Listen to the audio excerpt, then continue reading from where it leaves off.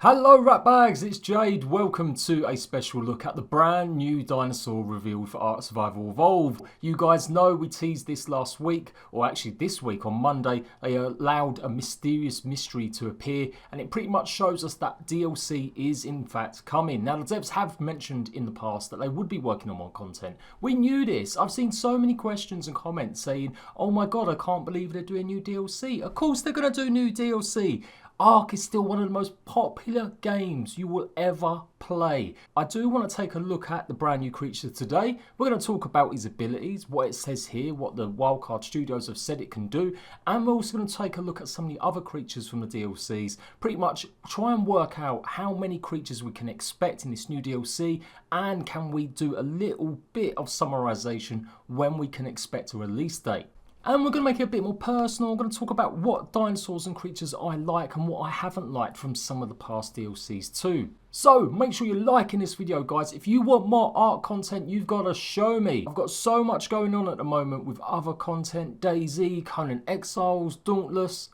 I really want to get back into ARK, and it definitely helps when you guys are liking the video. So make sure you're liking this video if you want more ARK news, and I'll start ramping it up a little bit now we've actually got news to talk about. Okay, let's go for it then. DEINONYCHUS. DEINONYCHUS. And just for them people that really can't stand it when I murder creatures' names, this is apparently how you say it. DEINONYCHUS. DEINONYCHUS. DEINONYCHUS. Get out of here. DEINONYCHUS. DEINONYCHUS. There we go. DEINONYCHUS. DEINONYCHUS. DEINONYCHUS. Don't let anyone tell you I don't do my work. DEINONYCHUS. So, by the time you hear the scurrying claws of the DEINONYCHUS, it's often too late. Superior hunters, they leap from a hiding place and pounce on their prey. The DEINONYCHUS is an agile climber as well, jumping from wall edge to wall edge as it seeks high vantage points to lie in wait. A hungry DEINONYCHUS lends to be fearless and will hunt prey much larger than itself, latching onto a dinosaur's back with its sickle-shaped claws, then starting to feed before its victim is even dead. While it likes fresh meat, a DEINONYCHUS isn't above scavenging a carcass if no other food is available. Raising a DEINONYCHUS in captivity requires ample food supply, as they have a fast metabolism to match their high activity level. The DEINONYCHUS is also fiercely territorial near nests with eggs, even if the eggs aren't its own. This makes breeding successive generations a hazardous process. Unless raised from eggs, they cannot be tamed. The hunter instinct of a wild DEINONYCHUS is so strong that it reflexively pounces on a would-be master. So, there we go guys, that is the blurb. It's literally a cross between a raptor and a Microraptor. We know the raptor's got the pounce ability, we know the Microraptor has also got the just straight up, I'm gonna mess your face in every time I see you. As you can see from the picture, it's much larger than a Microraptor. In fact, it's pretty big. It is a little bit, I'm gonna say it's gonna be a little bit bigger than a raptor. It just looks from the picture on close on the floor here, you can see it with the human, the survivor above it. That is definitely a bigger creature than the raptor, but not maybe as big as a chicken tickle. I do like the idea that it's not scared as well. It might go ahead and attack other creatures. It's not a pack animal as well. It doesn't really say if it runs around in packs. It just says it looks after its own and it's going to be protective of its nest. So that's great stuff. We're going to have, what, more nests running around? Wildcard do love this mechanic. We've had it in Scorched Earth, we've had it in Aberration. Grabbing dinosaur eggs from trenches or from nests actually really adds a good mechanic to the game, gives you something to do, makes it a bit more interesting than just going out there and breeding or capturing dinosaurs. So I like the idea of this one. I always like creatures like this or things we're going to be doing. It might be a little bit easier. Maybe they're going to have more sort of Sahara lands. I feel like the colours of it, obviously I know they can be different colours, but it's like it's got these bushes here. We're reaching, but I could imagine this being in a sort of deserty style or Sahara, not too much jungle going around. Actually, no, scratch that, because if it's got feathers, much more feathers than it maybe other creatures have, it would need scales to be out in the desert, because they help cool the body down, don't they? Ah, see, I'm getting into it now. I'm not really an animal dude. But yeah, I imagine nests being sort of in a chasmy sort of area. Not as deep as a rock trench. Maybe something a little bit like Scotland in Ragnarok, you know, where like the stones are all like hexagonal shaped. Something like that. So it can latch onto larger dinosaurs' backs. Now this may have a real good mechanic. If you think about the climbing picks, imagine a climbing pick mechanic that is in a dinosaur. This won't be that hard to implement, I don't think. They've literally just got to put some of the AI from the climbing picks in the game and literally put it into the creature. And yeah, you might be able to scale a Bronto. Can you imagine? That would bring a whole new level to attacking a creature if you could jump on its back with a dinosaur. Or maybe you can sick your dinosaurs on it. Now it says tameable, but it doesn't say rideable just yet. Which is, again, is a bit odd. They normally have like a picture of the saddle on these mysterious mysteries. If it is, it doesn't say that. It just literally says, or I can't see in this picture, I can't see a human on top of it. Be a real shame if they're not rideable. I mean, if they're bigger than a raptor, they've got to be rideable, surely. But maybe it's because they kind of walk on two legs, as you can see from there. Maybe that's why they're saying it's not as rideable. But a raptor walks on two legs, so yeah. There we go, we've gone through a lot of stuff there. So it is from the creators period. I am really loving the idea of more dinosaurs, guys. When you go back over all the creatures that came out through the DLCs, I think last year, if you'd asked me what I wanted, or 2 years ago, I wanted more creatures, new creatures, different creatures, not just dinosaurs. And we had that a lot, particularly obviously Aberration and Extinction. Lots of weird creatures, some technological creatures, and you know what? A lot of them were just a bit crap. So the idea of going back to our roots a little bit, bringing it back maybe and having just more regular dinosaurs, that is really cool to me. A lot of people have also been saying, oh, it's a mod, you've just took it from the mod. Well, Said did mention the fact on Twitter that they haven't just taken it from the mod, obviously. Dinosaurs are massively popular, they're always going to be popular with people. And obviously you want the most popular dinosaurs in your game. So I can't say I've ever heard of this one, but I'm guessing after you come away from creatures like the Raptor and T-Rex, you start going down the list of some of the more well-known dinosaurs, or more interesting ones, and you're always going to run into the same sort of creatures as the ones that modders make. But yeah, it's a completely different one. They haven't just revamped it or stolen the mod dinosaur. I've seen a lot of comments like that in the videos and discussions. This is a brand new creature they've designed themselves, based on obviously a real world dinosaur. If you're new to ARK, which you could be, and you're wondering how DLC works and what all these mysterious mysteries are going to be, they're going to do this for a few weeks now. They'll end up teasing all of these creatures. We'll get a teaser maybe on the community crunch on a Monday, then they'll do the reveal on the Friday, 4 or 5 days later. And if there's maybe 10 or 12 new creatures, we could be doing this for 3-4 months. That's what makes me think that DLC might not actually come out until October time. It's already June now, so we've got July, August, September. If they're doing this at the same sort of rate, they're releasing new creatures every week, we could see it hit at that time. But let's go over some of the other information as well that I want to talk about, and then we'll come back to why I think it's going to release at that point. I want to talk about the actual amount of creatures. I'm not going to lie, and you guys know I complain.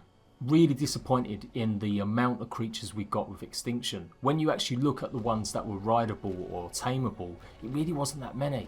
The Gacha, the Gas Bag, the Managamar, the Snow Owl and the Velonosaur.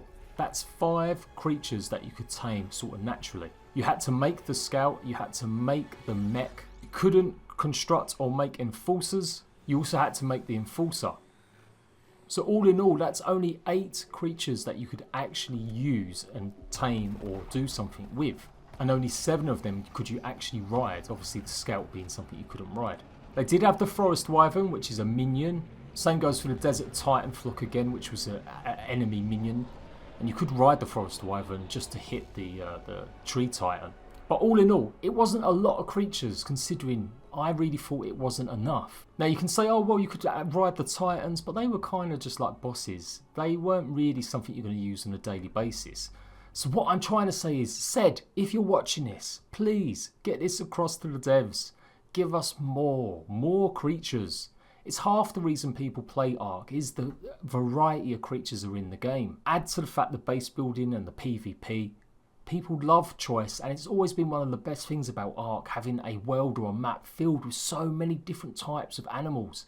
No other game comes close to having a variety of creatures. People can talk about Red Dead Redemption 2, having like just as many creatures as ARK, but only just about. Well, no, that's a lie. They do have about 300, I think, whereas ARK has about 160, 180.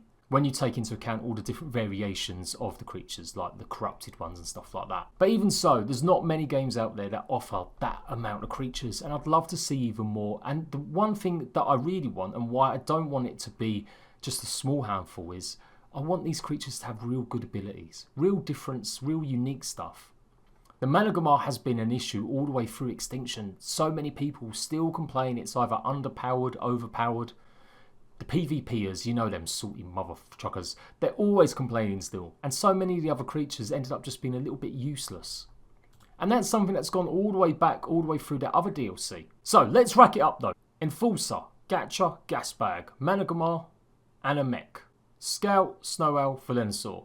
8 creatures. Yes, you can make variations of the mech, but we're going to call it 8 because the variation to me isn't necessarily a whole brand new creature.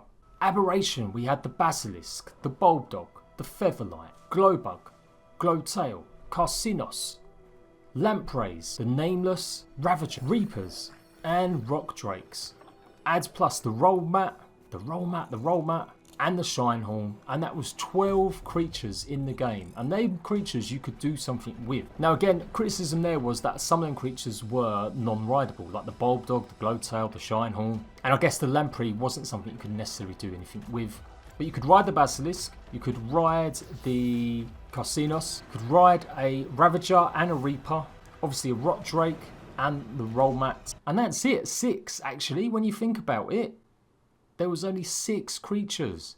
Wow, it had even less than the Extinction DLC. Now there's lots of different enemies as well. Obviously I know you've got like the Nameless and you've got Rockwell as well. But again, they're bosses. They're not really the same sort of thing, I would say. But all in all, you had 19 creatures for Extinction. And including the variants of the boss fights and stuff like that, you had 28 in Aberration. So now onto Scorched Earth, which looking back on it, didn't actually have that many rideable creatures either. Lamantra, Mantis, Morolotops, Rock Elementals, Phoenix, Thorny Dragon, and Wyverns. So again, only 7 creatures. 7 creatures that you could ride, 7 creatures that a lot of people were going to be utilising massively. They did obviously have variations of the Wyverns, and that was pretty cool. It was good going, right, I need a Poison Wyvern, I need a Lightning Wyvern, I need a Fire Wyvern, let's grow, let's grab them. But considering the Phoenix is one of the hardest creatures to get hold of in the game, yeah, it was a little bit, again, this was, I guess, what we should recognise as what they're going to be doing with DLCs, but it wasn't a massive amount. And all in all, 3, 4, 5, 6, 12, 18, 23 creatures in the Scorched Earth. So it really shows how little they put into Extinction. They did have a lot more creatures though from the rest of the game and the rest of the DLCs on the map, so maybe that's why they just felt it was a bit overkill. And obviously the corrupted creatures made up a big part of it too. But what I really think is great for DLCs when you go out and do something different, and they've definitely done that in the past, but now I want them to focus on just big and variety. Give us an old school DLC, a nice map, nothing too crazy. So yeah, I want creatures, I want loads, I want 30 new creatures, and I want 20 of them to be rideable. Don't let me down, Wildcard, don't let me down. I wouldn't mind not seeing a whole host of creatures too. They restricted what some creatures spawned on Scorched Earth, and if they did the same for this new one, I'd be down for that. Anything that mixes it up a little bit so we're not relying on the same old creatures to do the same old jobs. I don't want to be picking up Ankies. I don't necessarily want to be relying on just Argentavises. The Snow Owl was great, that added it up, a real new meta to use that instead of the Argies. And so give us more creatures, but also take away some of these ones, so we have to use the new creatures more. I know that goes against what I just said in terms of variety, but I just want a reason to use the new dinosaurs. I want them to have really good abilities. So, DLC. Every time they've launched, they have launched in the winter time. Scorched Earth was the earliest. It came out in September 2016. Aberration came out in December 2017. And Extinction came out in November 2018. What we're really missing there is October, I guess. And that's why I think the DLC may come out in October. I'd love it if they stealth dropped it at E3. But because they've done this now, because they've started revealing these slowly, I don't know. I think they want to build this up for a good few months. I can't see them just dropping this at E3. It was a kind of hope that I thought, oh, maybe they'll just stealth drop it like Scorched Earth. If you're new to ARK, that's what I did with Scorched Earth. They tried keeping it quiet, but I was the first, or one of the first for sure, giving you details about the map and the DLC and what to expect. after we got hold of some leaks. Aberration and Extinction both got dropped months in advance. We had trailers for it, we had all sorts of stuff going on. But all the way through, they have always revealed these mysterious mysteries. Scorched Earth, they were doing it months before, and we all thought they would come to the base game. No one even thought about making it maybe being DLC. So generally, if there's maybe 12 creatures, like I said, 12 weeks of teases, that's about 3 months. Although it does have to be said that Extinction, they ended up releasing a couple every few days, I do believe, or they kept a couple for their charity night or something like that, if I remember rightly. So who knows? But don't expect the DLC to just stealth drop this E3. We'll definitely get a trailer. I reckon we could see this come out in October, possibly September, just based on the history and when they think is a good time to launch their games or DLCs, when it's most appropriate. It also gives them plenty of time to hopefully work on it.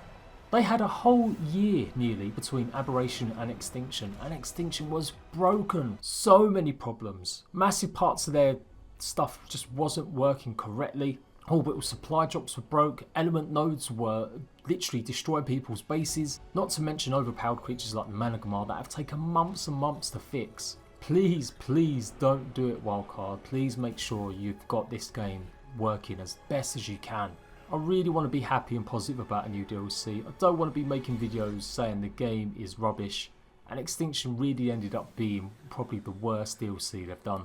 And it may seem obvious, but this DLC won't be part of the Season Pass. It is going to be a separate DLC that you're going to have to pay. The Season Pass only covered 3 pieces of DLC, so any future DLC is going to have to be bought separately. I don't think it will be a Season Pass. I think they'll end up just selling it separately. Parts of the map were great, but so many parts of the map were just ended up being recycled. And it just didn't really make it feel like a decent piece of DLC. They tried something new with the creatures, and I'm always for it, like I said, doing something different with the Titans. And that was cool, it was. But I think it took away a lot from what ARK is for a lot of people. Now, back to the original point. I've always said it'd be amazing if they didn't have any old creatures whatsoever, but they gave us like 60 brand new ones. Obviously that's a hell of a lot of work, and realistically they can't do that, it'd be way too much. But you know, that's what DLC really does, it really changes stuff. Let me know what you think about DLC and the dinosaurs and the creatures. When do you think it's going to launch? Hopefully I've given a little bit of info to people that are new to ARK about when to expect it or what to happen based on their past, and expect to get these teases pretty much every week now, and I'll be there showing you guys exactly what's going on. What other creatures do you want to see in ARK? What new dinosaurs do you want to see? Agree, disagree me about different types? Do you want to see more monster type creatures, more fantasy style creatures? Let me know in the comment section down below. I am Jade, I give you survival news, I give you ARK news when we've got ARK news. Expect to take a look at all this stuff coming up in the near future. Don't forget to like, make sure you've got subscriptions turned on. Well, of course you've got subscriptions turned on. Make sure you've got notifications turned on. And I'll be back in my David Attenborough voice to take a look at the next batch of dinosaurs that are revealed to the world. Until next time, ratbags, take care of each other.